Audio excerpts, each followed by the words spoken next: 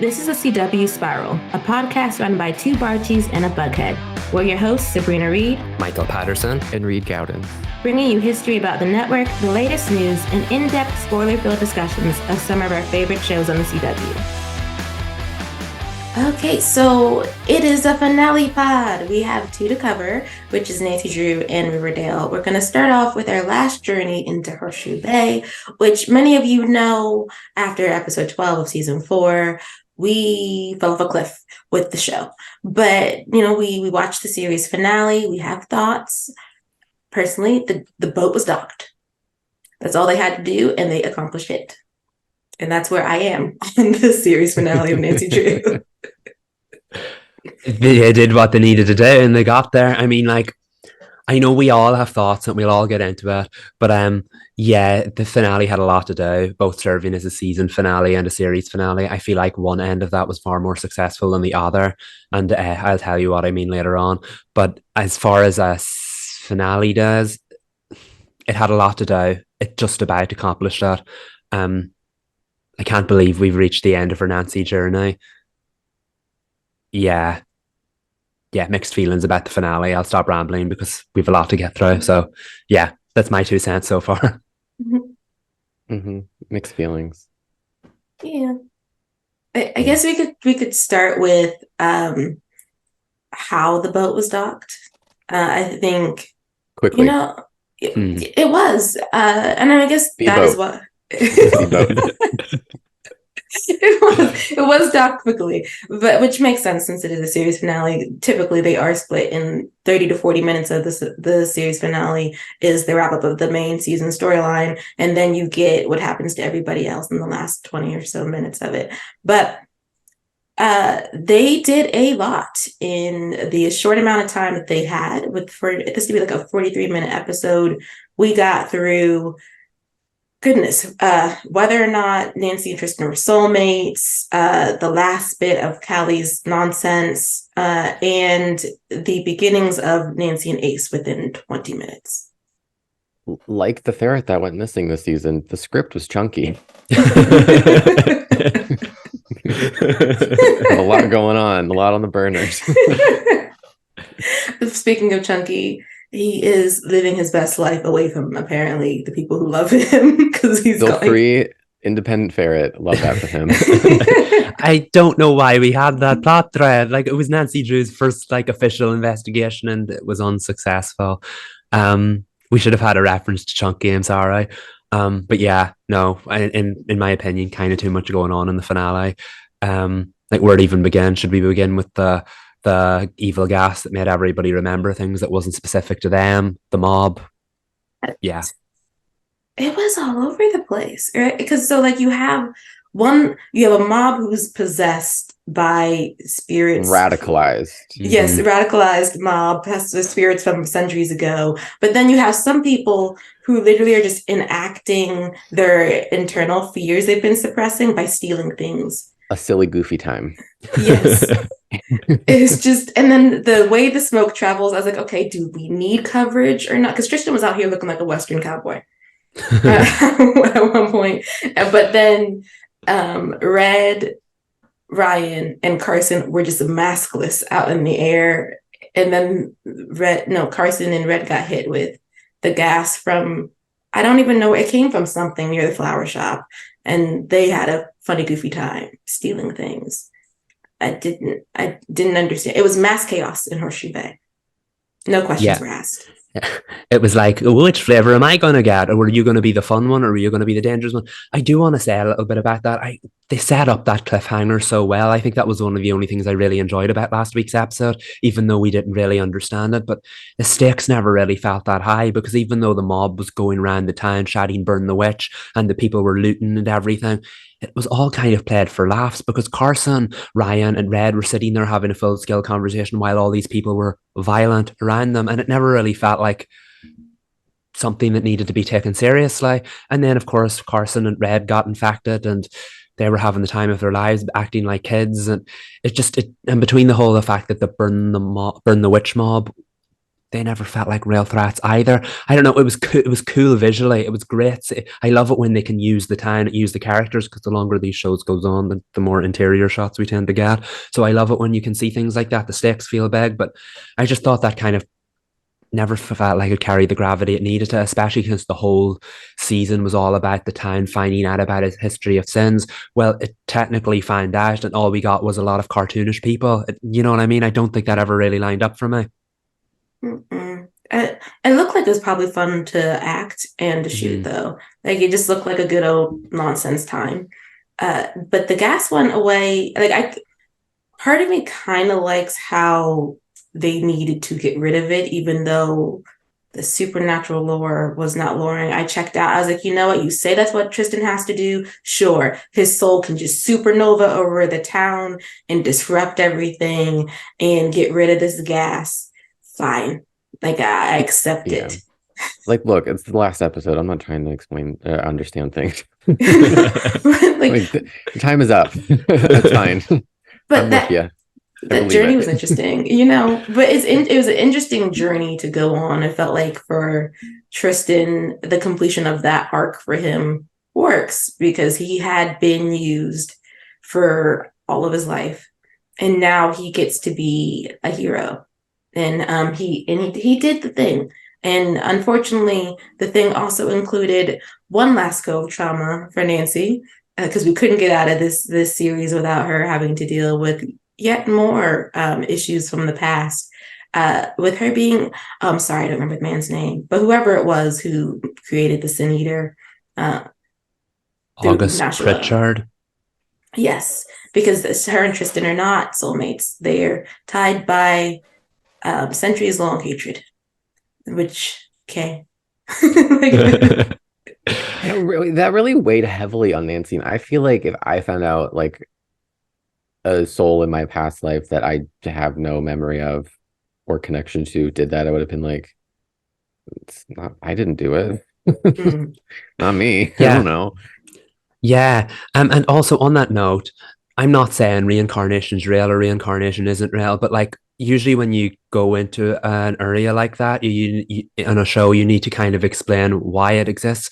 Am I crazy, or did the concept of reincarnation just come out of nowhere? Like, we haven't talked about that in like explicit detail in Nancy before, and suddenly now Nancy Drew, who was a normal detective a year ago, with nothing crazy going on in Horseshoe Bay outside the typical murder mystery, and now suddenly everybody accepts reincarnation's real. No one asks any questions, and suddenly Nancy's weighed down by the fact that her soul was previously an evil person. You see why the finale was a lot to take in. Yeah, it did, at least for me, come out of nowhere just in this episode, but it didn't feel out of place. It feels like it does have that conversation has a place in the show, and it seems like something they might have explored further in another season, which I wish they would have just done that sooner this season. Then it would have had a little bit more weight at the end. But yeah, like out of nowhere, not completely out of place, but just like we had to do a lot to keep up with how Nancy felt about like losing her souls in the future. Like we had to do a lot to be like, okay, she feels this deeply about it now, whereas we probably would have had a few episodes of arc to build up to that feeling if they had told that story for a full season. Yeah, it felt like a weird inclusion for me, only because like reincarnation, I believe, is tied to Tristan's plot because of the Soul Eater moving from one child to the next. Like, and so he was talking about his past lives. However, I think series-long history for Nancy is actually about ancestry, not about reincarnation. Because even in last season, when Ace was carrying the piece of Temperance's daughter's soul, that wasn't about I believe it wasn't about that being a past life for him, but rather a delineation, like it's from his family tree. It just comes to him. And ancestry has been a big part of Nancy Drew because of the Hudsons and how Nancy has been contending with their behavior in the town and her way of rectifying that. So then hitting her with my past life was awful. I was like, why couldn't it just be her ancestor? It was awful. Y'all are connected through that being your ancestor. and she's now once again having to rectify something that happened centuries ago. But at the same time, I think it's really just reincarnation, because they need to say that Nancy and Ace are one of a kind and they will never be reincarnated. This is the one life they get, and they're going to live it to the fullest by being with each other. That just seemed like another note they wanted to also find a way to break the curse reasonably at the tail end of the season. It worked for what we got. But that is interesting, like to bring up the fact Nancy grappling with part of her soul started the cycle of like horrors in Horseshoe Bay, and her like that resting on her shoulders and taking that in. It's a lot to do in the last 20 minutes of the series. Yeah, it's not that they couldn't tell the story. I don't think it's that they're not capable of telling the story. I think they could have told it very well, because again, that kind of lines up with the show's overall arc, that Nancy constantly feels the weight of not just what she's done, but her ancestors, her families, all of that. So she's extra hard on herself. I just think it was a huge kind of bite to take when you've only 20 minutes left of a series, let alone a season. And it was a lot of information to take in. The dialogue had to work overtime, so it felt like if you blinked for a second, you were like, wait, what's happening? Because you kind of missed it. Patterson wrapped up his entire storyline in a single line of dialogue. And that was some of the like 5 minutes. Yes. I was like, let Scott breathe. Oh my goodness. And they were the human elements. So yeah, imagine how crazy the supernatural stuff is to take on. I know. It is. Do you feel bad that Carson's storyline is wrapped up in a sentence, and Jean is not that I needed to see Jean, but Jean is not on screen, so she doesn't even get to say that. He just goes, yeah, she called, she said that she wants the pregnancy. Yeah, he had to explain where she is, where they're at emotionally, what, like, all of it, and like what. I mean, great work as an actor to have to bite that off and sell it. But I was like, oh, okay, we're done with that. And then they gave him one last panic, which was him being like, will I be good as a father now, like in this stage of life? My favorite moment of the finale, though, is with Nancy and that tiny beanie for her sibling. Yes. It's just the cutest. Like, yes. Like, and that ends our beanie watch by passing it along. Yeah, next generation. Next generation. Just like her mom made a cashmere beanie for her. She either made or bought, I don't know, a beanie for her little. I don't think Nancy didn't have time to get the knitting needles out. But it's just like a mini replica of hers. It's just so cute. But what else? Let's talk about the wrap-ups, though, since we talked about Carson's. Starting with Nancy's, it is interesting that Nancy Drew ends with her not officially on an investigation, not really. Like, she's going to go on essentially an apology tour, and going to go from coast to coast to track down the places that had the Sin Eaters, and for her to talk about it and help that person become free, just like Tristan is. And I guess she has a bit of a mystery, because Ace does ask her, will you solve this mystery with me, which he means the whether or not the curse actually did break, because he said it's 50-50. Again, the lore is not loring, but it's the last 5 minutes of the show, so like you just accept it. I assumed because after they kissed and then there was that close-up on the flashlight and it didn't crack, I was like, okay, the curse is broken. I guess. You're right. That's what I got out of that. And I also didn't realize that there were Sin Eaters like spread out in the country. So that was interesting to me. That is an interesting twist, because we did say Horseshoe Bay has got a very like Sunnydale and Buffy, and that all the supernatural stuff was kind of drawn to it. People just accept that this stuff kind of happens, even if they don't ask questions about it. So it was interesting to see that Nancy Drew goes like stateside or global or international after this, that there's more mystery out there for to solve in the world. I mean, I do like that ending. That I would have preferred maybe one of those like, oh, the adventures continue off screen. We did talk about that before, kind of endings, but it makes sense that Nancy has a purpose, that Nancy has a thing to do, and that Ace is going to join her on it as well, with it as well. Yeah, it makes sense. I have a hard time believing that the Horseshoe Bay adventures only lasted 1 year, and then that's the end of that chapter of her life, and then she's moving on to something else. Okay, I'm going to be honest. I'm going to bring it real for a minute.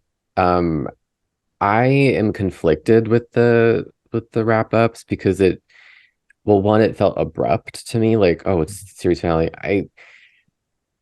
I struggle with series finale tropes. Like this series finale, Nancy Drew, like it hit all of the emotional notes. It did everything to really like send these characters off and to like make you feel something.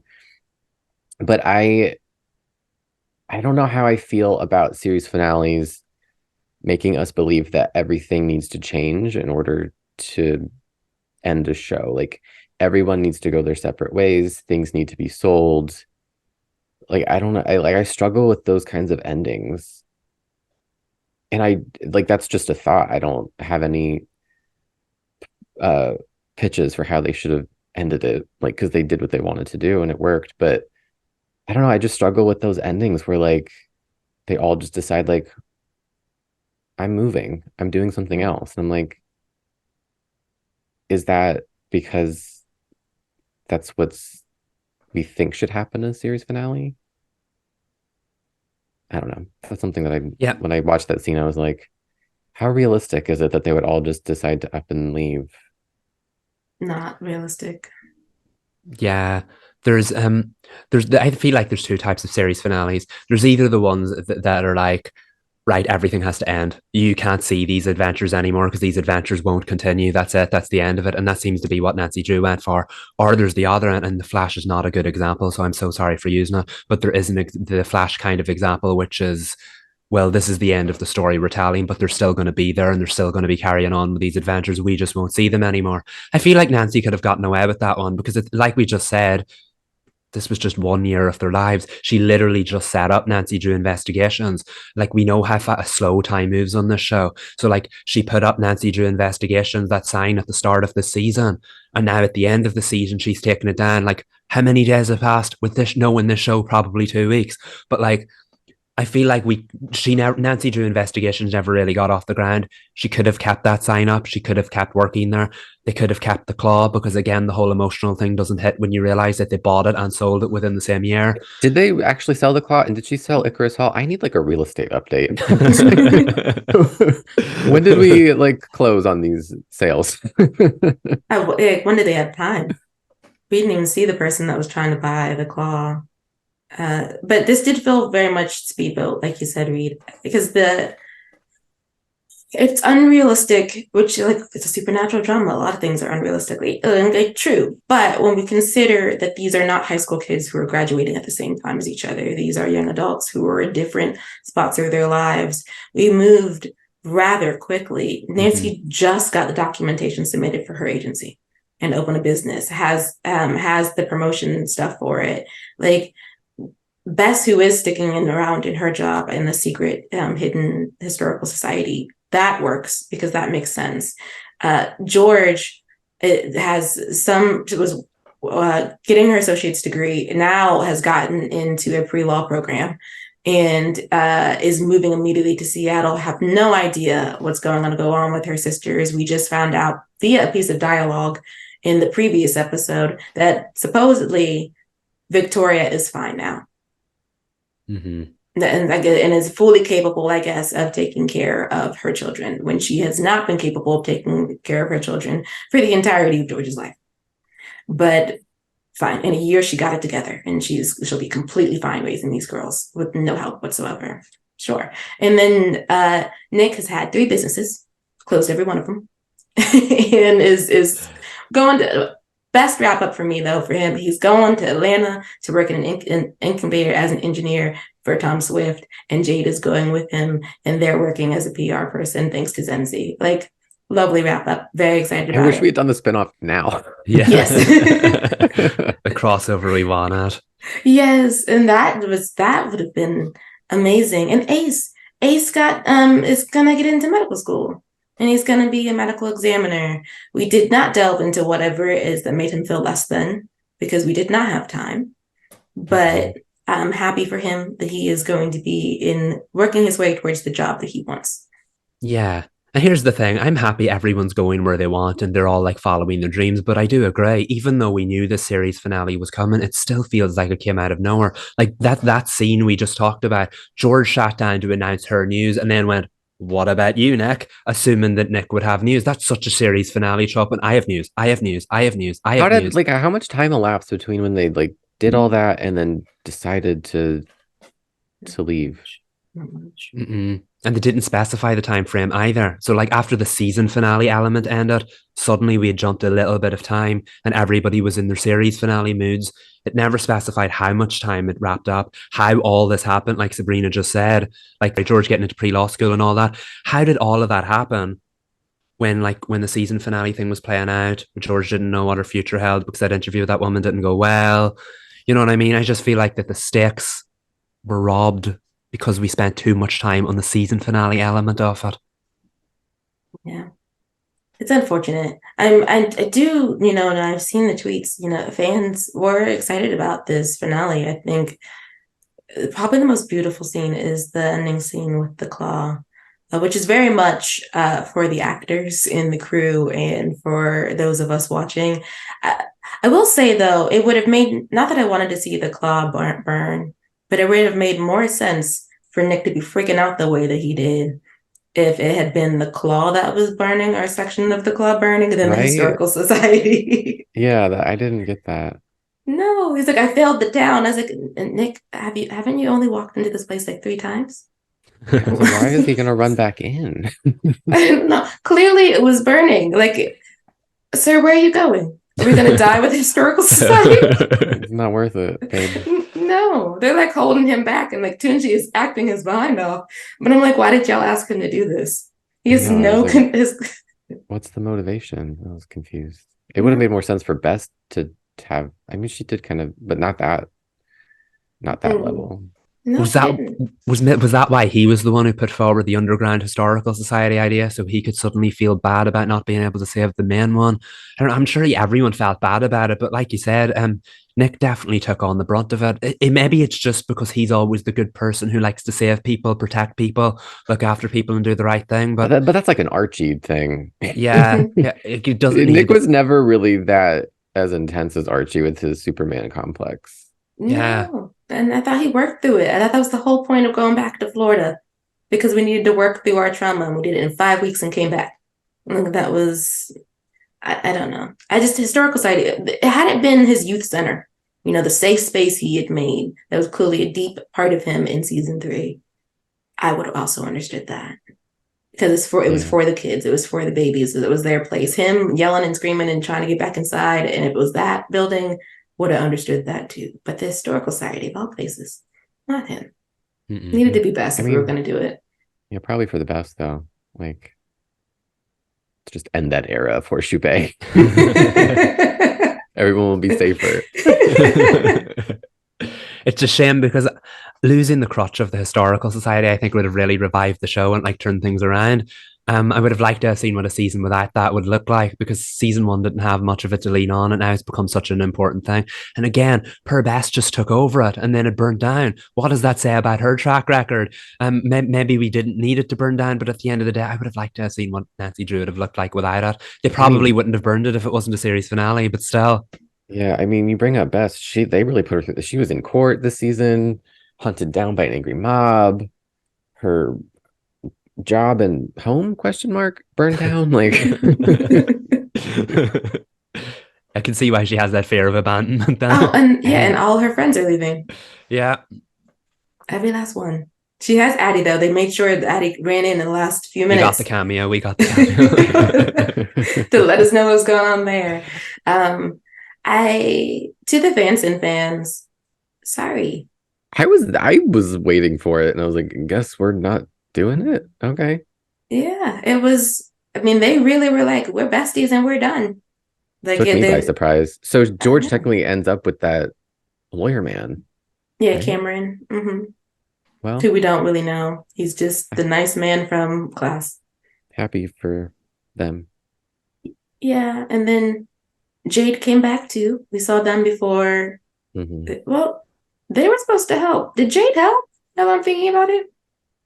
They paired them off with Ryan, didn't they? Yeah, Jade corralled the dads, or the dad or Ryan and who was Carson. Carson and Red were the ones that were going wild. Oh, okay, and so they threw them in the claw, and then that was the end of Jade. Yeah, it was Ryan Yeah. and Jade team up, right? Which was okay. Sure. Okay. Yeah, so mistake of the season was separate love interests.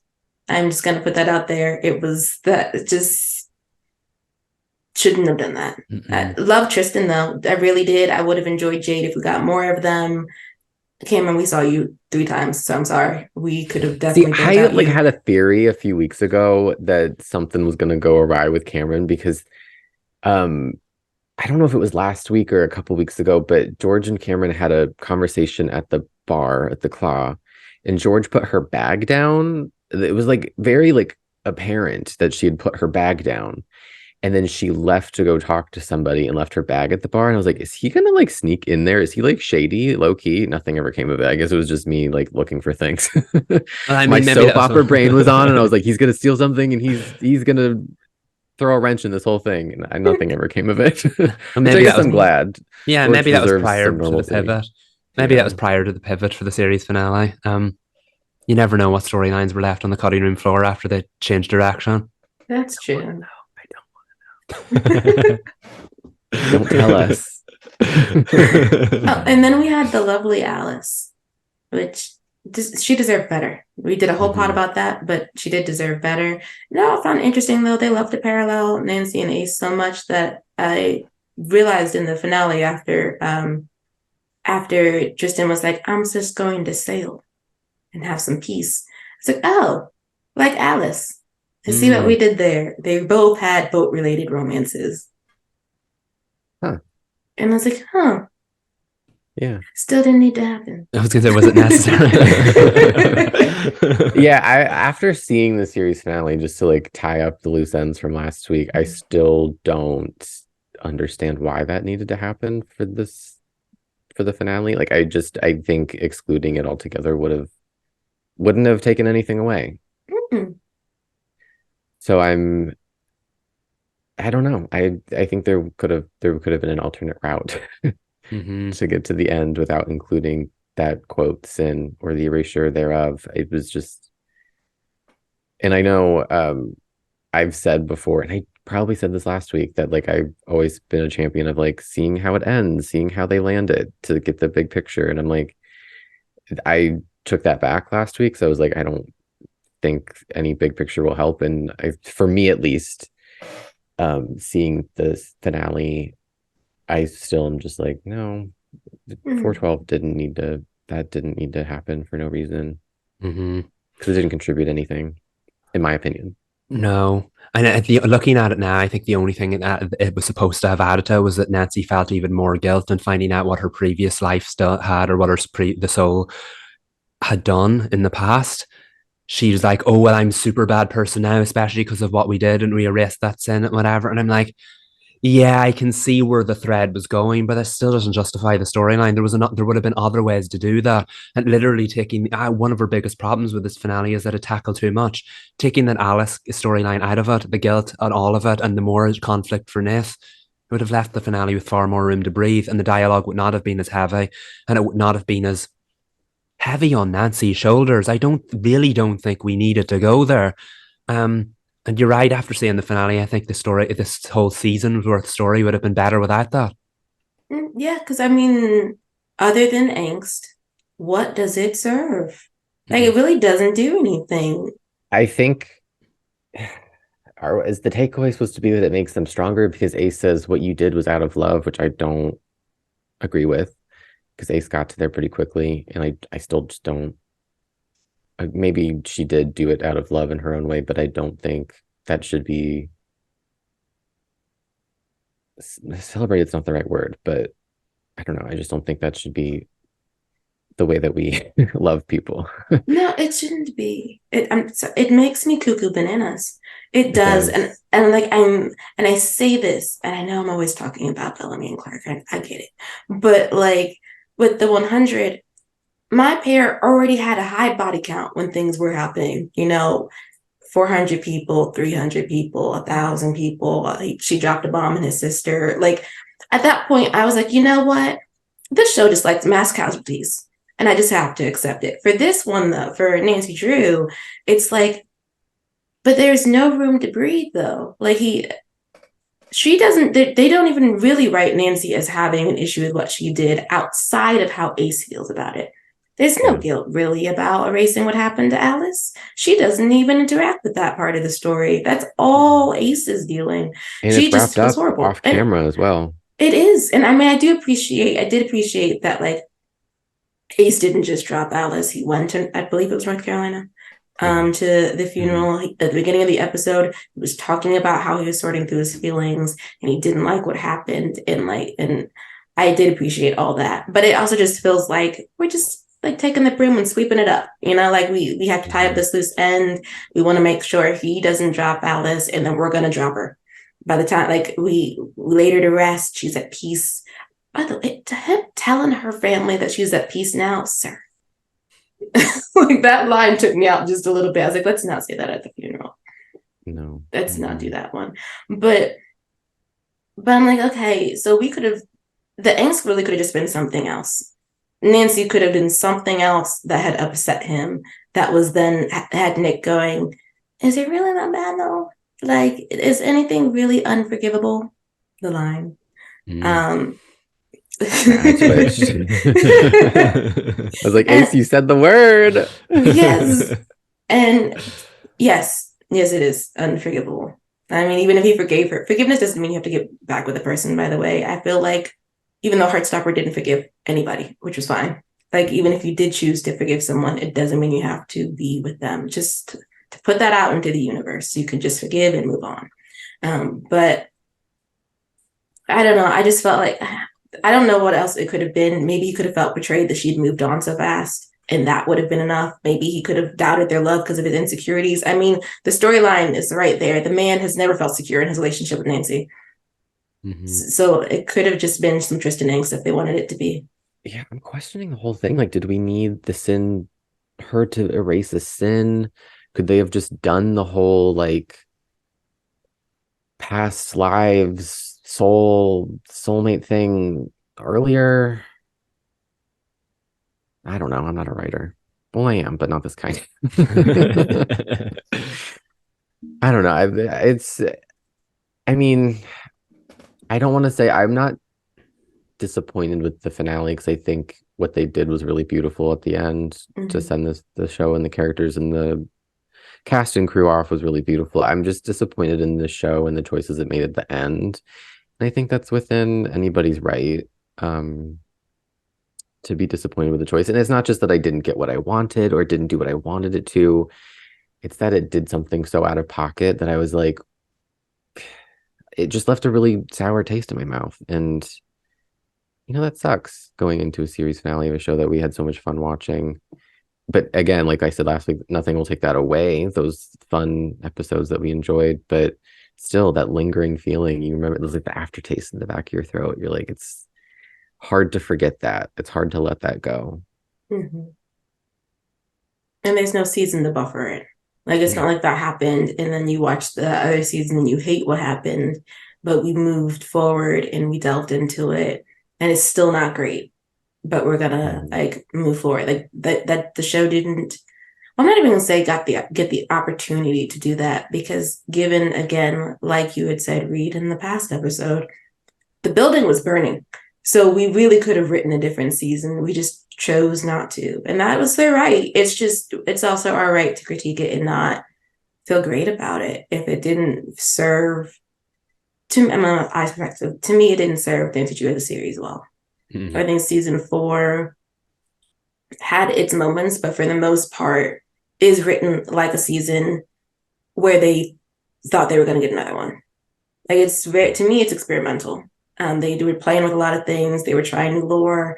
They were trying new dynamics, and it just did not work with what was going on with this CW. In that sense, it did really feel like a final season, because the final season is where you should, like Dynasty, like they did that whole horror sequence. They did so many things in its final season that were just like, well, we're going down, we're gonna go out swinging and we're gonna do whatever we want. And I'm like, Nancy was like flirting with that. And then after those 3 standalones, I'm always gonna harp on it. The brakes were just slammed on. And we got whiplash. Yes. And it just feels like the storylines they decided to tackle didn't add anything. They took away from it. The Ness is worse off for that storyline. Nancy Drew is worse off for that storyline. And not that you could ever justify doing a storyline like that one. It would be different if they had time to justify it or land the plane or anything like that. But not only was there no doing that, they didn't have the time to do it. So we're still here, we are a week later, thinking, why? I think that was the underpinning question we asked constantly last week. Why? Why was the need for that to happen? And now here we Has are. not been addressed. If I'm Exactly. Yeah. Perfectly honest. Yeah. Here we and are. Not that it can be because of the strike, but I'm just saying. Yeah. But like here we are with where we're supposed to have the answers. And I think we're just left with more questions. Yeah, that's not what a finale was supposed to do, in my opinion. No, but to dock our own boat, just to uplift Nancy Drew as a show, as far as the very tail end of the episode, it was beautiful seeing all of them together at the claw with the memento counter that they had going on. I thought that was very sweet. And the sketching, the carving under the table, which they can't say that's Ace Hardy, but that's Ace Hardy. Yeah. And then I think the most gorgeous moment, in my opinion, is Kennedy in the doorway saying goodbye, and then it closes, and they got me there. I was like, "Ooh, little heart flutter. Yeah, I'm gonna miss you." got a little choked up, and she was saying like she has 4 soulmates. And I'm like, yeah, girl, You I've been do. saying that since day one. And that's when this show's at its strongest, I feel, when it's just the cast where they can just act. And there were not a lot of lines of dialogue there. It was just such a beautiful, heartfelt scene where they just acted their hearts out, made us feel everything, reminded us why we love the show. And as far as final scenes go, I don't think the show could have ended any better than that. And I'm glad, even though we had a lot to get through in that finale, we got to that point at the end of it, because I really did enjoy the final scene. And I really love that last moment between Nancy and George where she knows for George being the last one out of the claw will hit her hardest. And she said, I got it. And that's like quintessential Nancy, right? She'll do the hard things for her friends, for the people she loves. Yes. And that was like one last hard thing that she did. She's the last one to turn the light off. Oh, beautiful. Hearts all around. It was just gorgeous. And like, when that moment happens, I was thinking about like our journey with Nancy Drew and how wonderful it has been. Like our Drew crew is the spiral. So like, yes. So being on this journey with you guys has been like the loveliest. Like we went into this knowing some things, of course, but like really, really enjoying the majority of it, just trucking along and like screaming and hollering and really getting to watch the show together. I don't know. I'm sorry. I'm just like, I love it was so really much. fun. Like it's fun to analyze. It's our first full series we got to analyze. Because when we started this, we're in the middle of every other CW show, but this is the first one that we watched to beginning to end, besides the one and dones, Winchester's and Windy. But like, yeah, it's fun to analyze a show, and also to enjoy it is like, it's never a given that you're going to enjoy a show for as long as we did. But to also get to pick it apart and like celebrate it, and we get Kennedy out of this whole thing, it's all very special. It is. And I feel like I was sitting thinking about the day we watched the pilot there recently, and it just feels like such a full circle moment. It might be hard to buy that all of Nancy Drew took place in a year, but we made sure it took place in a year because we watched it over a year. It's just... When did we start, by the way? It was last summer, wasn't it? I think July, was it? I think so. Oh, wow. I'll have to look at the timestamps, the dates. Yeah, I think it was. but yeah, like it's been such a wonderful journey. The show the first season was awesome. You guys said you knew bits about it. I knew nothing about the show other than what the concept of what Nancy Drew was. It was amazing to be able to go into it and just like fall in love with these versions of the characters because they are now the quintessential versions of them for me. Um, and it just like I think it's one of my favorite things we've done together so far because we've been through an awful lot since we started this podcast. I have wrinkles under my eyes because of what the CW put us through. We were the CW historians we didn't know we were going to be. Right. But this is something good. This is something joyous, and it was nice to be able to experience it together. I'll never think of Nancy Drew without thinking about you two because we always texted and messaged each other afterwards. It's been an awesome journey together. I think that's the worst part about it being over because I'll miss all of the experiences we've had with it. But we have these characters, we have these moments in our hearts that we can revisit it someday and maybe appreciate seasons 3 and 4 in a new light when we do. But the good thing about consciousness is that you can just pretend some things don't exist, and we can snip off some things that we, trim the edges off. For sure. The 100, that were in our the 100 ends season 6 finale after Bellamy and Clark hug, and it's golden hour. That's it for me. I don't know what else happened later. I mean, I do, but we don't. None of your business. Right? Just me with the Flash after season 6. Me with Montreal after season 6. I was in that car with Peyton and Lucas. I don't know what else to say. The end. I do love our Nancy journey. And we do have another journey, but y'all will find that out at another time. But it's not Nancy related, so don't get any ideas. No. Oh, also, y'all, I know you're on a movie campaign, but let's just let the series end completely first. Let's just let the boat is docked. But y'all can wait on a movie because I saw that campaign already going, and it was kind of funny. But they're like, you know what? This sets up a plot line where we can just come back in a few years and everybody's back in Horseshoe Bay. I love the inspo, love the momentum, but it takes a little bit of time to get the gang back together. It takes a minute and maybe a Kickstarter campaign. Also selfishly, I want to see Kennedy on The Good Lawyer. So she's got Emmys to win, people. Priorities first. Yes. We can come back in like 3 to 5 years. Yeah, we got time. Yeah. Okay, moving to the Riverdale series finale though. I have to say, with Nancy, we were like, they docked the boat. That's all they had to do. It was fine. Roberto was like, let me give you an entire love letter. Yeah, he was on that cruise ship, full steam ahead, coming straight for us on the coast. Like that was something else. I know. Sobbed all the way through. I never would have. I mean, I think we've touched on this before, but I never would have. I don't know how I thought Riverdale would end at any given point in the series. It certainly wasn't like this. But on the one hand, like I'm not surprised with like how genuine and heartfelt it was. But on the other hand, like I am kind of like, wow, like this is a show that since day one has completely subverted my expectations. Like I never knew what I was gonna get, and that was the beautiful thing. Yeah, no, I completely caught me off guard. I read the synopsis. I knew what the episode was going to entail. But like Sabrina said, I sobbed the whole way through that episode. That has never happened to me before. Now, I do get teary in series finales, and there's shows I've cared about a heck of a lot more than Riverdale over the years. None of those series finales have done to me what the Riverdale finale did. I don't know whether it's just because I didn't realize I cared about the characters so much, or the concept was just so beautiful. But the moment Lily walked into Betty's room, it was like, my room. I was like, oh God, here we go. And it did not stop the whole way after that.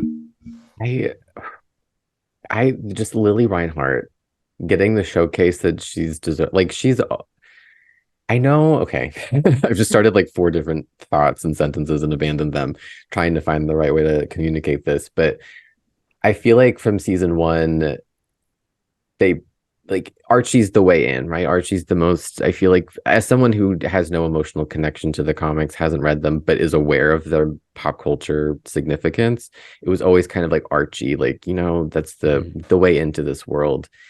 But over the course of the series, and I don't know how or what, but just Lily really rose to being like it felt like Betty's show almost. And I don't mean that as a slight to anybody else, but it was really, for me, Lily, I loved them all, but Lily was always such a standout. And for her to get this moment to be the one to lay the flowers down for this show in this universe was so special. It reminds me of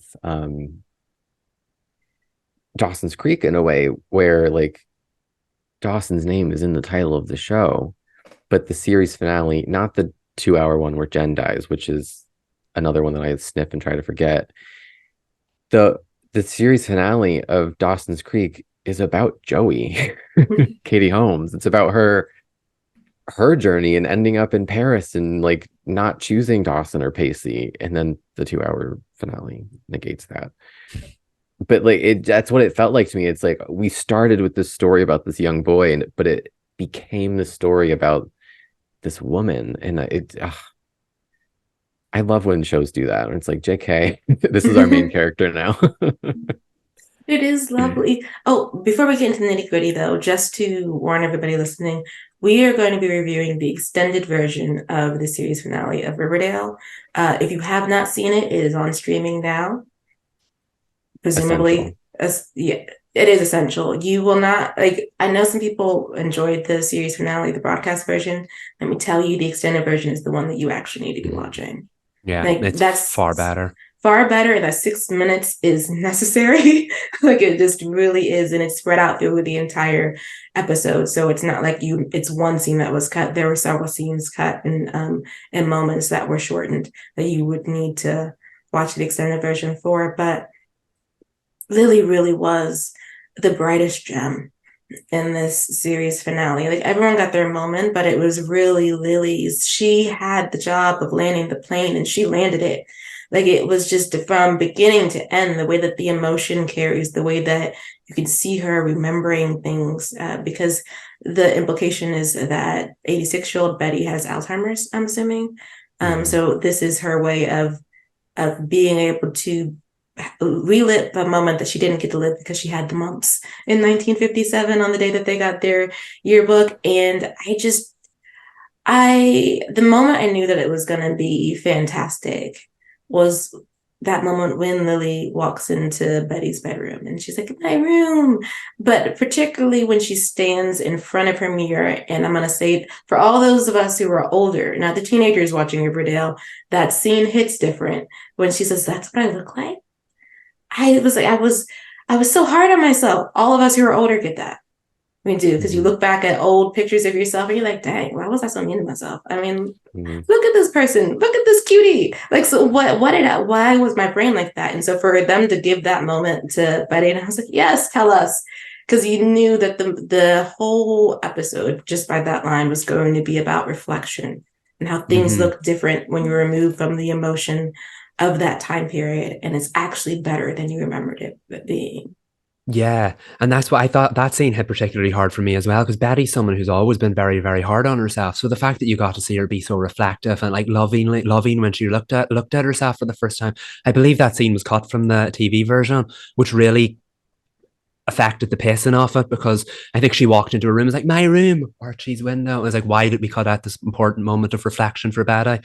But like, I feel like that really set the tone for the rest of the episode, because yes, she was looking back, but she was celebrating, she was appreciating everything she grew up with. And now this is a person who has 2 timelines of lives to remember. We really didn't go into much of the main timeline, and that was fine with me, because I feel like the final season of Riverdale has been about celebrating the youthfulness of it, the enthusiasticness of it, and just the high school vibe that the first season of the show was so well renowned for. And I think that's why ultimately, looking at season 7 as a whole, it was such a success, because it left us looking back.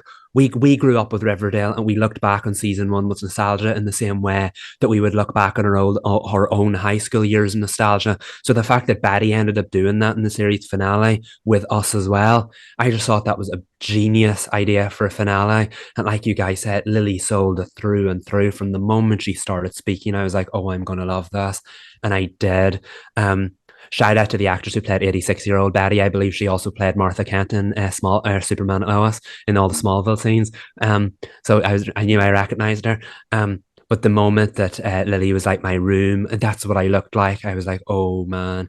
And one moment she particularly got me was when she was talking to Fangs, and Fangs said he was going on the road, and you just saw her well up quietly.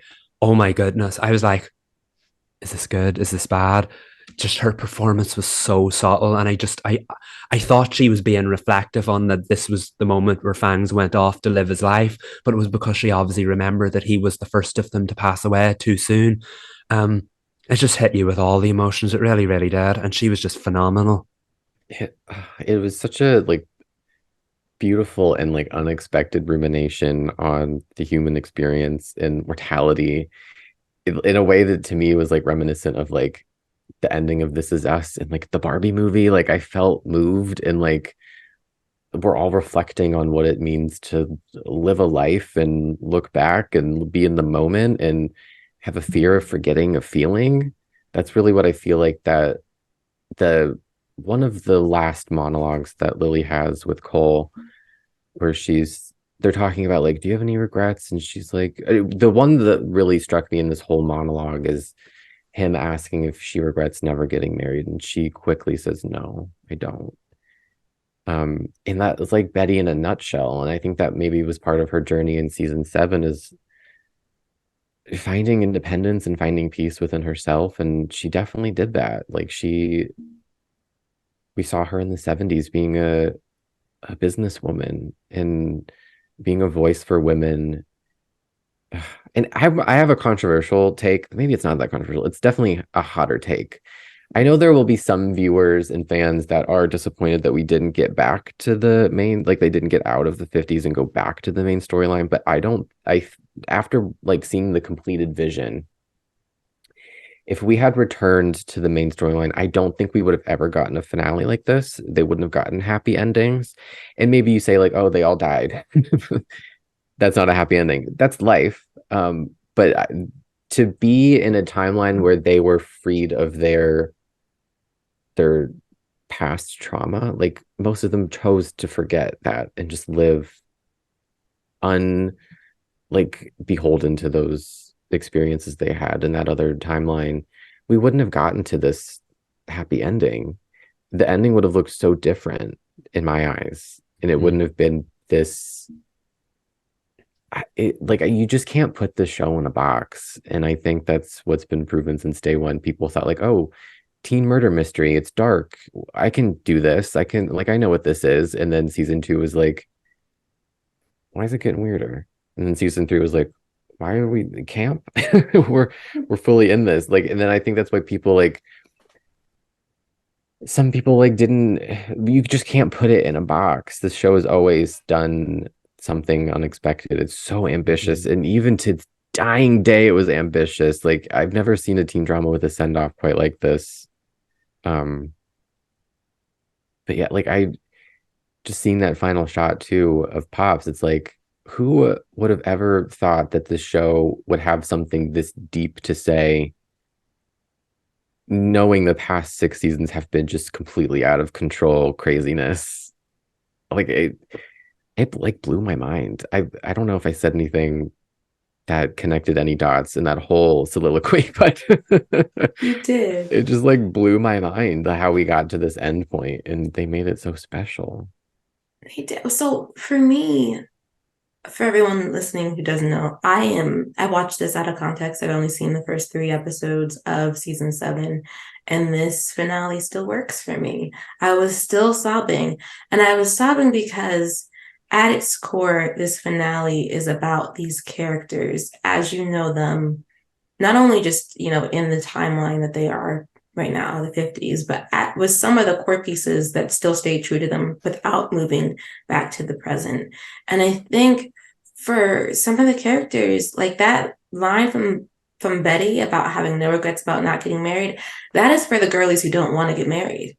That is it. That was validation. That was for women who have said that they don't want to, and to say that I can still live a very fulfilling life. And she did.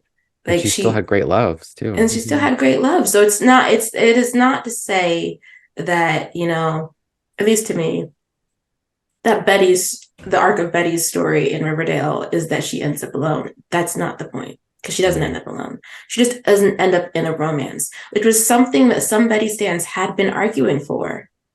Just by, because when we think about the present day Riverdale as we knew it, Betty's choices tended to be, if she left town, she was going to be wrapped up in the serial killer gene stuff at the FBI. If she stayed in town, she would have been with Archie, who I love Archie, but one thing that the main story, the main timeline really couldn't seem to get them out of was that Archie wanted to stay in Riverdale, and Betty would have been staying in Riverdale for Archie, but Riverdale has nothing for Betty.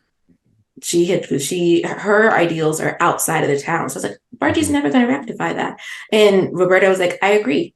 So in the season finale, she gets to tell Archie that he has a beautiful life.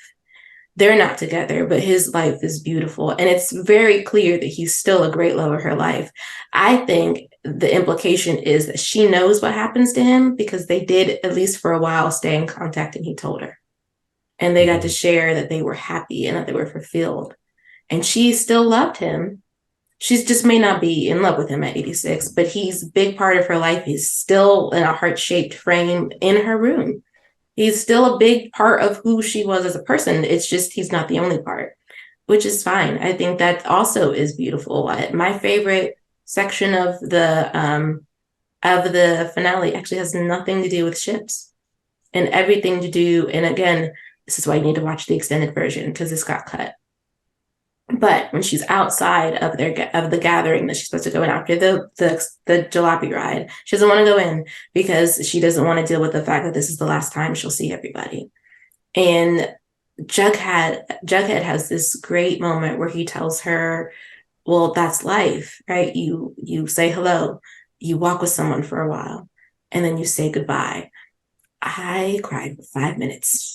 Like I had to pause, and because it hit me in the heart, and it hit me in the heart because it's true. And it's a heartbreaking thing about life, and it's a heartwarming thing about life. And sometimes that walking with someone for a while is their entire lifetime. And sometimes it's being deeply invested and in love with your friends when you're 17 years old.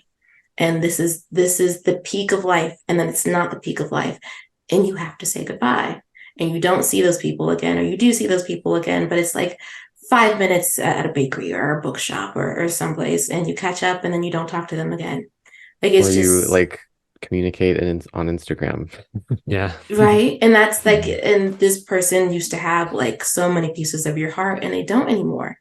But your 17-year-old self still holds those pieces. That's what's beautiful. So I'm like, I don't care. The finales, I didn't care about the end game. I didn't. I'm not sorry that I'm not sorry about not caring about the end game, because that's not the point.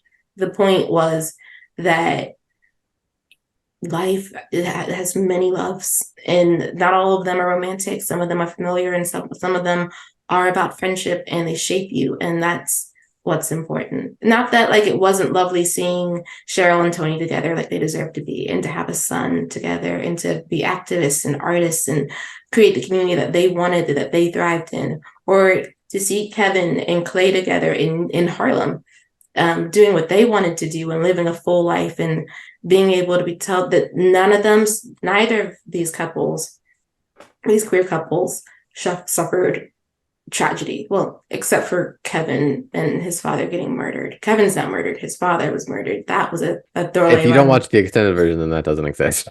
Yes. So you can write it out the tail even if you did watch the extended version. But other than that, they get to thrive. Everyone gets to thrive. That's the thing. But particularly those two couples really do. That was more special to me, that the queer couples got to have that happiness, and they get to have that, that peace. And speaking to end games, I love that. I mean, okay, this whole series finale to me is like an epilogue. Like the storylines wrap up in the previous episode. Like they wrap up the story in episode 19. This is like a beautiful like eulogy, essentially. But that it's so funny to me that episode there's end games in episode 19, and then in this one, they were like, okay, we're not making a choice. All four of them end up together, technically. The quad. Genius. Absolutely I was like, genius. I'm watching it. I'm like, I can't believe this is the series finale, and they got one more trick up their sleeve, one more wild, unexpected twist. And I was like, I love it that they all got to end up together as a quartet, as a inseparable foursome. That sounds weird, but Polycule. essentially, yeah, there's love between all four of them, and they got to have that, and no choices were made, and then they all got to live their own lives because that's reality. You spread apart. It's not always realistic that you end up with. For lucky ones, it is, but it's not always realistic that you stay with that love of your life from high school, or you stay connected to that best friend from high school or whatever. But in that moment, they got to end up together. Yeah. It was so funny to me. It was, and it was so well done. I think that was the first moment, and it kind of took me out of it in a good way, because you could still fit. That was when the tears finally got a chance to dry on my face, because I wasn't continually crying. And I was she's like, telling Reggie, I was like, yeah, I was like, go Betty. I was like, I love that, because obviously Varchie's endgame, Bughead's endgame, Veronica's endgame. I know some fans were a bit miffed that, like, they never actually specified whether anything happened between Jughead and Archie have literally shared no time together all season. I would have liked to at least have one friendship scene between them. But like, aside from all that, it's like they were endgame, and it came up. It came up at a time when Betty was talking about soulmates, Kevin and Clay being soulmates, and then they're like, "What about yours, Betty?" And it's true. I feel like Jughead, Archie, and Veronica are Betty's three soulmates, and they were endgame for all of high school. They grew up, they moved on, they went their separate ways. Although it sounds like Betty and Veronica kept somewhat in touch with each other, and that's life. But like, if you really want to think about it, Betty ended up in that diner with her three soulmates again in the sweet hereafter. So if you really want to think about it like that, Bughead's endgame, Varchie's endgame, Barchie's endgame, and Veronica's endgame, it all happened. Like, you know what I mean? They got their happy ending. There may have been 80 years worth of life in between where things happen, good and bad. But like y'all said, that's living. And I think that's the beauty of the series finale. People won't understand it because they didn't get what they wanted out of it. And I do appreciate that. But Roberto tried something different with it, and still, in a way, gave us all what we wanted at the end of it as well. I think that's art. And I think it might very well be my favorite episode of Riverdale, is that, because this show might bite off more than it can chew. The series finale, I shudder to think at some of the possibilities of what the show could have come up with. And in another season, in another life, it absolutely would have come up with them. But that wasn't necessary. The show was at its strongest when it kept things simple. And this was a very simple, character-driven affair. And the characters were not behaving like plot devices. They were behaving like actual people who went through things, who lived things, who missed each other, and who loved each other. And I couldn't have asked for a better farewell to them because of that. And Betty was incandescently happy about being in a quad. Like, was beaming at the table, was beaming in the bathroom when Cheryl was like, "What is up with you, weirdo?" and she's like, "I just found something out." I was like, not her being like ecstatic. That memory, she was giddy. She was so much glee. I was like, okay, girl's happy. But it still gives you still get great moments to soothe the shippers. Bargy gets the romantic kiss of the series finale. Veronica and Betty have a very heartfelt moment together, which is clearly Cammy talking to Lily, and is gorgeous. Cammy out of character for the duration of that poem scene was. I loved it. She was just, I'm glad it ended up being in both cuts. There was a close up on Veronica crying, and it was clearly just Cammy having a moment. And I appreciate that it ended up in the cut, because it's like, it works on both levels. It does. Veronica 50s Veronica, I don't think would be that emotional. That emotional, but it was clearly Cammy just having a minute. And that's that's the other thing that's so lovely. You can see, moments in which we clearly are breaking character because we're saying goodbye, and that scene you were talking about, Sabrina, about Jughead saying that's life, you walk with people, it works on so many, it's the cast saying goodbye to each other.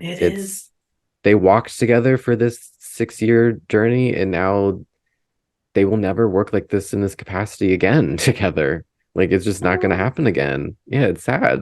It's sad. I also think that's when Cole slipped a bit because I was like, I'm seeing Jughead, but also Cole, is that you too? I kind of see you in this line, in this line delivery. And more shipping like things.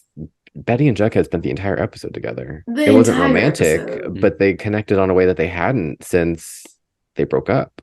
Yeah. Well, there was a smidge of romance on Jughead's side when she asked him, "Do you regret not being circled?" And he's like, "Sometimes." And I was like, "I see the look." That was Yeah. about Bughead, and like that's y'all's little crumb right there. At least on Jughead's side, he Yeah. caught her regrets that he was not made My himself get married one- to be her. To that point, to him having regrets, my one qualm is I wish Tabitha had a little bit Yes. more in this season. Mhm. That's my one, like, they wrote themselves into a corner with there being two Tabithas and her being the guardian angel. Like, it was a whole thing. I'm like, I don't know how you get out of that either. I don't know, but I just wish we had gotten to see her in the final sequence at Pops. Mm. Because Yeah. I don't believe we do. No, I No. don't think so. I don't know. Do they have Aaron? Maybe she was. She was in last week. Tabitha got a send off last week Oh, okay. in the But it's- penultimate. That Angel Tabitha got the send up, but there was still no word on like normal Tabitha, 50s Tabitha. And yeah, that was one of the things I noticed. Then obviously when Betty went into Pops for that last time, Tabitha obviously wasn't there, Ethel wasn't there. Of course, that was obviously just down to not being able to have the cast. But Ethel was such a big part of the season. It would have been She nice did to get see her send like, off. She's going to she be a big did. Hollywood actress. I don't know if you know Yeah. that, Sabrina. She went off to Hollywood. Yay, good for She's going to be a Ethel. singer, actor. I don't know what she's up to, but she was like, peace, I'm out. And she made the right choice. It would have been nice to see her in the Sweet Hereafter, but yeah, I mean, she did get her send off. Tabitha got her send off. Josie did too, but we did see Yeah, Josie exactly. briefly. She got had that moment because she inspired Veronica. Yes. Okay. I think that's why Veronica wanted to go back to LA and become the great film producer that she did. And that's the thing. I feel like you can't fault anyone's character arcs. They may not have ended up together in the way you wanted, at least for those 80 years of their lives. But like, everyone did exactly what you'd imagine them do. Like Jughead being the editor of that satire magazine, Betty changing lives, changing history with her independent female empowerment narratives in her magazine. Veronica being the movie producer. It's just, it feels like everything felt like a justified character journey for those characters. So that's why I like the fact they went off, they lived their lives, and they came back together in the end. Yeah, it was just, I can't rabble on enough about how beautiful it was. I just think it was so fulfilling. And to go back to what Reed said earlier about like choosing this timeline over the other one, in my honest opinion, the main timeline was broken. The longer they stayed in that, the more damage they did to it. And I don't just mean it from a whole like, why do I keep forgetting that man's name? Percival Pickens. I don't just mean from that end of it or the supernatural end of it. The more stories they told in that timeline, the more they desecrated it. There was really like no way to end that on a No. note that would have been satisfying. And I know I've been an advocate in the past. I'm probably on written records on some website saying like Riverdale should end after season 4 or whatever. And I'm like, no, it needed this. It needed this time. And I know everyone's like, the show's still on. And it's like, yeah, it was, because it had something to say. And my God, did it say it? And we didn't know what it was going to say. Like, all through season 6, like it had something to say, but it was like, what are we saying? And we get to this place where but like when you add up everything that we've seen about Riverdale and knowing where it ends, it's like there's so much to like unpack, because it's not a straight line like any other, like not even like Pretty Little Liars. It's like they're harassed and then I don't know how it ends. They unmask A probably finally, I'm not sure. But like there's a beginning and an end. But this, it's like we're solving murders and then there's gargoyle kings and we went sci-fi for a hot minute, like lightly, and then Cheryl's a witch and we're trying to get a comet and Betty has like sensory superpowers, but then we're time traveling to the 50s. Like it just like it's not a straight narrative line. It's complicated, it's ambitious, and I don't like, how do you sum up Riverdale? You can't in a sentence. It's just the wildest roller coaster ride that was not beholden to any one set standard for a teen drama or any series. Like I don't know how they circled back to being teenagers in celebrating that time of being like you're just like this season we got to see Archie be lighter and free of trauma and just like that version of himself. Like I don't know how they like it's just a stroke of brilliance that I don't know if it was always in the cards to get to this point or if it just happened and it all lined up. But in short, don't get me wrong, the show has its faults. The season 6 reviews, I think we stand by them. Maybe they'll age differently if we rewatch and we're like, oh, okay, we can connect the dots a little bit better. But like, it's not a perfect show. But my God, did it like? I feel like I want to say it proved people wrong, but the people who hated on it for the last like 4 years probably aren't going to see the totality of what it achieved. And that's a little bit sad, but I do think hopefully it will age well.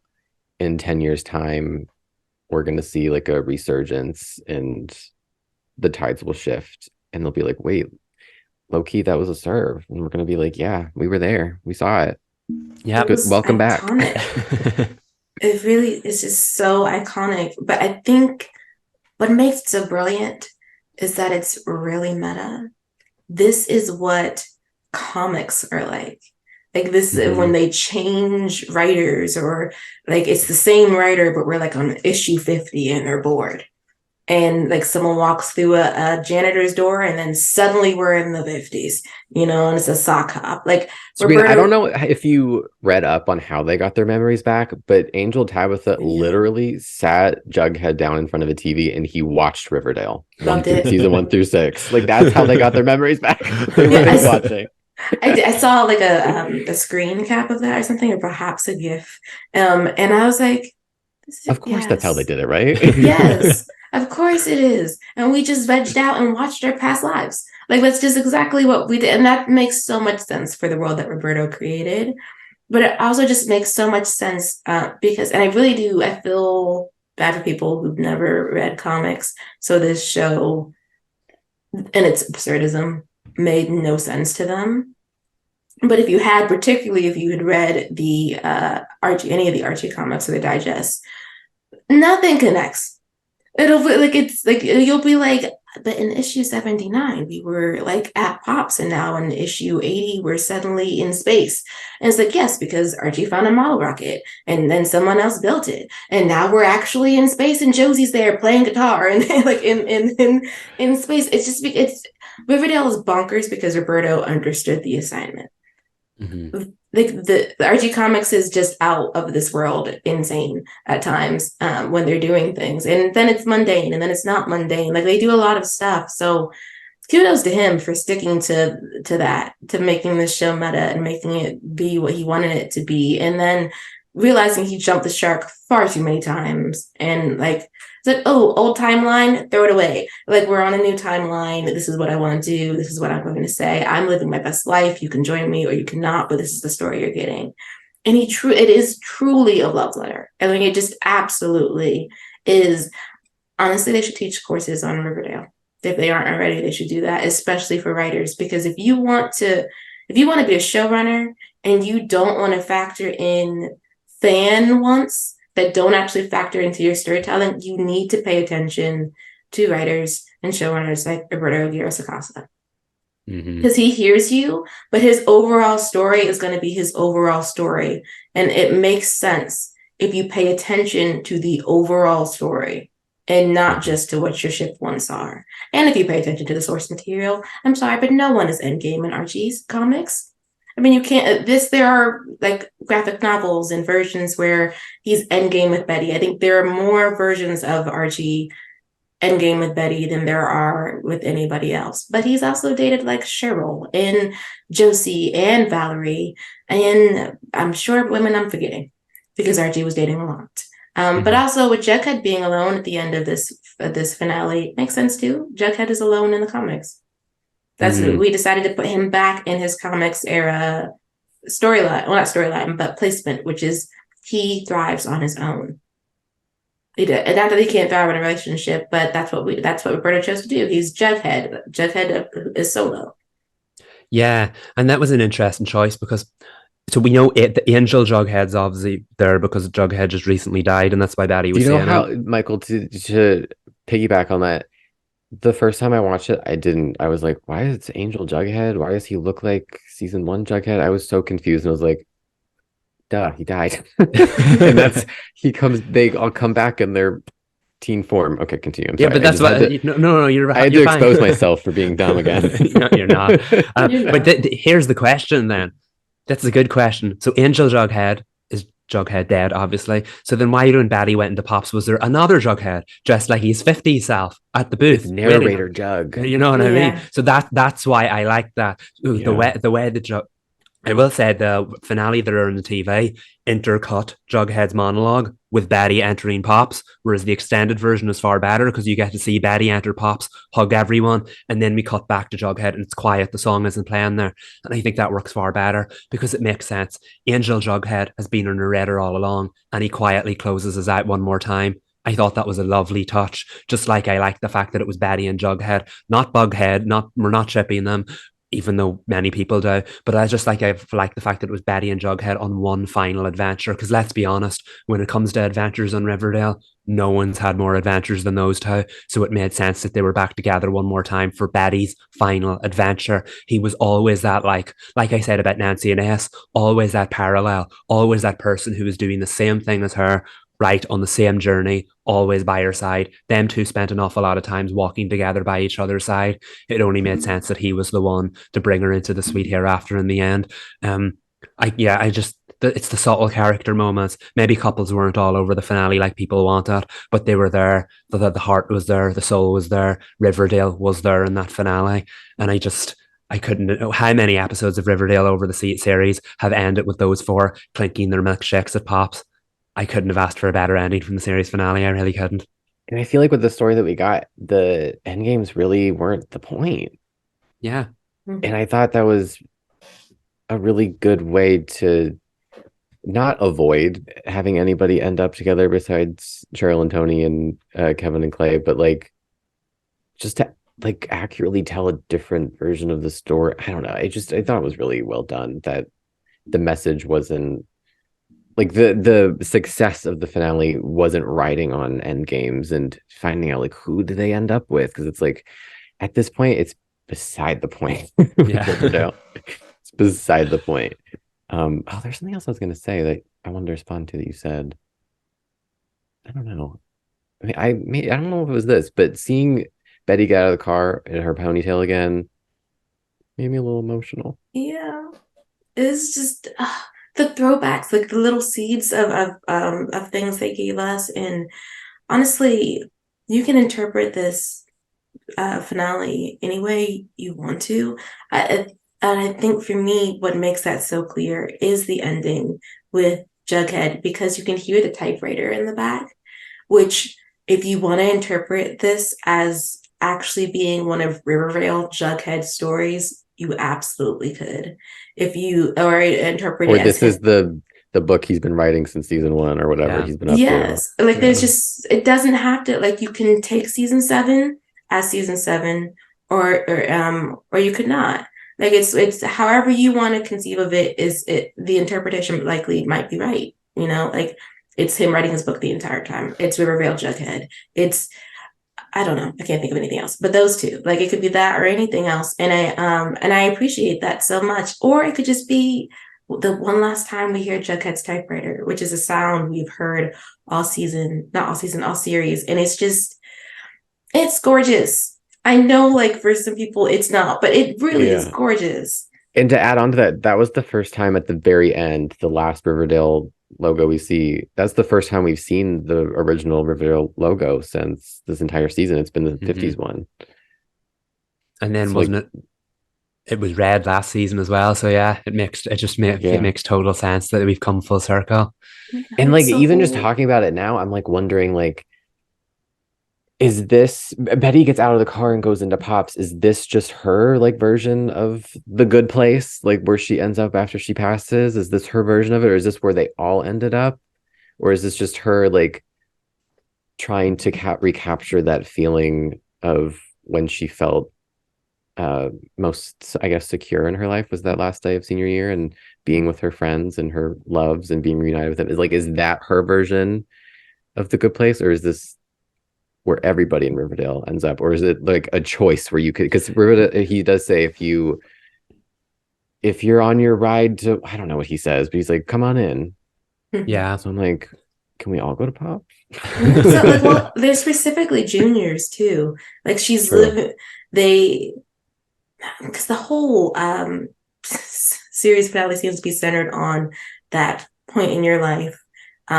If where at 17, if you're graduating, like you're on the precipice, like you're right there. You haven't really left childhood, but you're about to, and everything is just full of, your life is full of your friends and your homework and your projects and the football games, and there's something so innocent and lovely about that, and how she wants to go, having lived a full life. That's where Betty specifically wants to go. But it's also, I think, the sweet year after for everybody in Riverdale is actually Pops, because it's the core of the town. It's even where 86-year-old Betty wants to go. Like they just drop her. Well, they don't drop her because, ma'am, that was so sorry to Alice, her granddaughter, because that would have been traumatic to look behind and grandma has passed away in the back seat. But it also, I love the segue of her opening the door, and now she's 17 years old That again. parallel, she got to where she needed to end up. Oh my God. I know. Again, I'm sorry, y'all. I feel like if you turn your shipper goggles off and you watch the series finale, you'll have a much better time. Y'all, I've been telling you for years to stop turning your brain on during the show. Just let it happen to you and you'll be happier. Oh, I think I remember did I say this? That going back to Betty and Jughead's journey in this episode, they were the only two that decided to remember everything from their past lives. Did I say that? No, you didn't. Yeah, that's a great point. Yeah. Everybody else, Sabrina, decided to only remember the good memories. They wanted to forget everything else that they went through in season 1 through 6 that was bad. So like Bear Attack, the Veronica killing her husband and her father, like they wanted to forget all that and just remember the good stuff. But it's revealed that Betty and Jughead choose to remember everything in character. Yeah, so that connects them to go on this series finale journey together. And like they have that kinship. They'll always have that bond of being the only two that have everything somewhere in their brains. Like they got it all. I like that. That's really nice. It felt right, like when because it was at the end of episode 19, right, Michael, where Jughead was like, only 2 people decided to remember everything, and he was like me, and then it was like, oh my God, who's it gonna be? And like your brain's like, it could be anybody. Who is it? And it's like, oh, duh, it's Betty. Yeah, it made total sense, and I feel like it bonds him yet again. So it was right that he was the one with her at the end there. And I know what you mean about like whose version of the good place that it is, because didn't Jughead say that he can't speak for everyone, but he imagines Pop's ideal version of heaven or the sweet hereafter would be handing out milkshakes at Pop's, and there was a specific close up on him doing just that when Betty went in the final scene. So I guess it's supposed to be everyone. It doesn't explain why there's 2 Jugheads, but heck, there were 2 Jugheads in the main Riverdale universe set in the world anyway. So whatever. But I mean, like, I loved it so much. I love it, the fact they're all reunited again forever and ever. I said earlier on about Nancy Drew that there are 2 types of series finales. I feel like Riverdale being Riverdale is the perfect one to get. It did both of them, and Riverdale gets away with that. My God, did they earn it too? Yeah. Me too.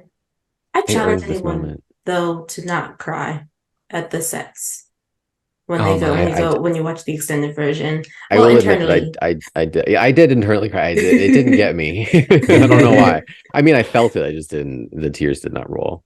Yeah, I'm a tough cry though. You gotta really. Ooh. You really gotta punch me in the face in my spirit to get me to cry. Is that a challenge? I don't know. It's like what we'll be watching where that happened. But no, I mean, I do think they earned it. They earned this series finale, and I feel like watching the extended version, watching it all the way through, you could tell that they felt that, especially in the sequence in which they were like, empty set, empty set, empty set. Like it's just like they went one after the other. And I was like, oh yeah, y'all gave us a lot. You gave us a lot. You better speak on it. I'm like tears rolling down my face, like just watching like the empty sets. Because I think that say whatever you want about Riverdale, there is nothing like it in TV history. It references a lot of things, of course, because Roberto is a student of history. In fact, everyone on that team is a student of cinema and television history. And like if horror, like all and, the references, like oof. but there is nothing like it. And No. honestly, it couldn't have existed if the CW didn't. Yeah. Because no one else would have touched that at all. And it's just, I'm so glad the CW for 16 years of its life was the little weirdo on broadcast. Because they were the jughead. They were the jughead. And they took this show and there's a reason why it has icon status. It's not going to be forgotten. There's no way you make a show like Riverdale and 10 years from now, people don't know what it is. It's right? just like amazing. It boggles my mind as like, I mean, I know it's not going to be for everybody. I get that. And for me, there became a point where like I loved it and I still have a deep love for it, but there became a point where it got so wild and I was like, okay, this is going to be my hour weekly, no matter what's happening in my life. It's just going to entertain me and I'm going to have fun. I might be confused. I might get frustrated, but I'm feeling something. And that's exciting. And that's what I need. We all need that, like a bit of escapism where we do love it, but it's also like an unserious time. And to get to an ending that was like so serious and like honoring what it achieved. And like, but there's the people too that were always like, is the show still on? Or like, what's going on in that show? When you hear things out of context, and it's like, don't you want that from a television show? Don't you want a show that surprises you, that is ambitious, that takes swings? Maybe they work, maybe they don't. A lot of times they didn't fully work, but we wouldn't have gotten to this ending if it wasn't for the ambition of this creative team to be like, no, we're gonna go to we're gonna honor the source material and go to the time frame that suits these characters, and like we're gonna get them to a place where the characters that we love get to have a happy ending. Like like I really have not seen anything like it in this teen genre, because it's a teen show, but it's also every season was unafraid to try something else on, to be a slasher, to be film noir, to be horror, to be camp, to be whatever the hell season 7 is.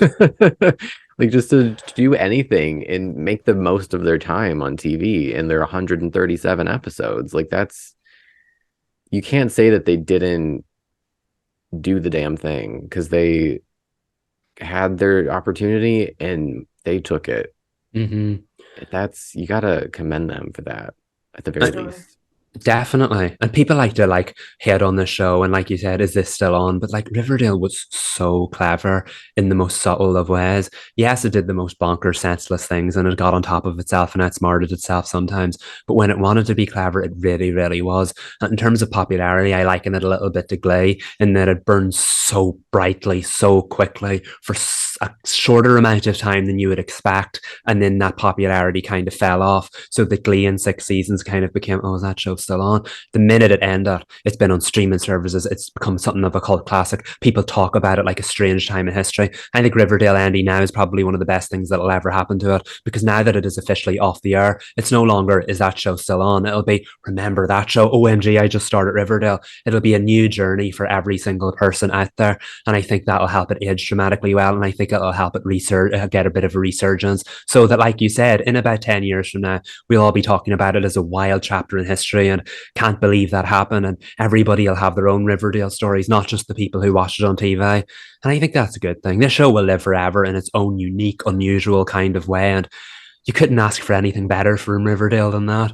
I want to know what it's like to like grow up with it, because obviously we are adults and we have been since it premiered. In the shows that we had growing up, we had what? Vampire Diaries, Gossip Girl, Pretty Little Liars, whatever else was popular, which were like similar but different. And like I want to know because this show was so provocative and changed so many conversations and did so many things to break the mold. And I'm like, I want to know what it was like to have this as a teenager like what that experience is like, because it's visually and just tonally different than anything that we had. It's a I'm like, question. I I don't want to know. know. I mean, like I'm sure it's weird for thinking about the generation that came after us, because a lot of the TV that we watched is the TV that opened doors. So a lot of things, that they've enjoyed are standing on the shoulders of giants. Mhm. So like when you think about like the representation in the show, and how weird the show is, and what that might like, I'm sure there's been nothing like it, so it's not like they have a reference point. But I don't know, to grow up with the show, I feel like would be to grow up and embracing your weirdness, like embrace, like letting that flag fly, and also being able to see a sapphic relationship, being able to see a relationship between two men, multiple relationships actually, not just one, to see someone's really is all the characters really explore who they are as people, not just in how they love and who they want to love, but also in how they see the world, and having those opinions be validated. And yes, some of that was seen in the teen dramas that we saw, but to a smaller extent a lot of the time. And I don't know, I feel like it's probably birthed some young writers and birthed some people who were like, I can do that because And they can Roberto be did that. fearless on the page because Mhm. Riverdale said, "There's no box. We Yeah, reject the box." they would check the box. Oh yes, beautiful, We could gorgeous. talk about this show and this episode for, I want to say, centuries. Yeah, we should not though. But But we could. I think I'm gonna end it here. I know we were supposed to like rank, but I just feel like we should end in the light of Riverdale's neon, like neon lights. Yeah. Yes. Yeah. Yes. We can rank the finales when we have time to let them set, and I think this is a perfect note to end on. Yeah. Okay, well, this also means it's the end of another era. You guys, not just with our Nancy Drew journey, but also with Riverdale. We only have 4 CW originals from the pre-Next Star era left. That's Walker, All American Homecoming, and Superman and Lois. We'll see in 2024 whether or not we'll be saying goodbye to those shows as well. But as for the CW Spiral, just so y'all know, we have one more episode. This episode right here ends our season 2. So this is our finale, but we do have a special coming up for 90210 because it's an anniversary. And We're celebrating the 15th this year, the big one. We're going to celebrate it every year, I fear, just because it's my favorite show. we are. But I decided we're going to watch the season 2 premiere. I decided we're going to start there. So if anybody wants to watch along with us, we're going to watch season 2 premiere.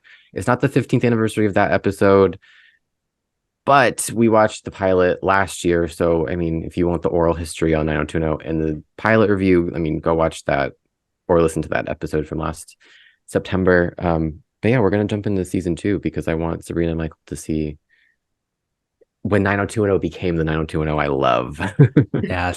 Yes. Excited. Very excited. And then after that, we are going to be on hiatus for the entirety of September. You will get us back on, let me check that date, October 2nd for spooky season. Yes. And we'll let you in on what our new journey is then. We're very excited for this new era of the CW Spiral. Just to warn y'all, though, we are not watching the current CW lineup until Superman and Lois comes back in next year. So until then, CW is a state of mind. It is, but we will have CW content, of course, because there's news and some surprises that we have for you. But we're going back in the vault, so this should be interesting. Season 3, it's going to be what we want it to be. Yes. Oh, we're pulling a Roberto. Yeah, our own Riverdale season 7. Yes. Well, thank you for watching and listening, you guys. We're the CW Spiral. I'm Sabrina. I'm Michael. And I'm Reed. Bye.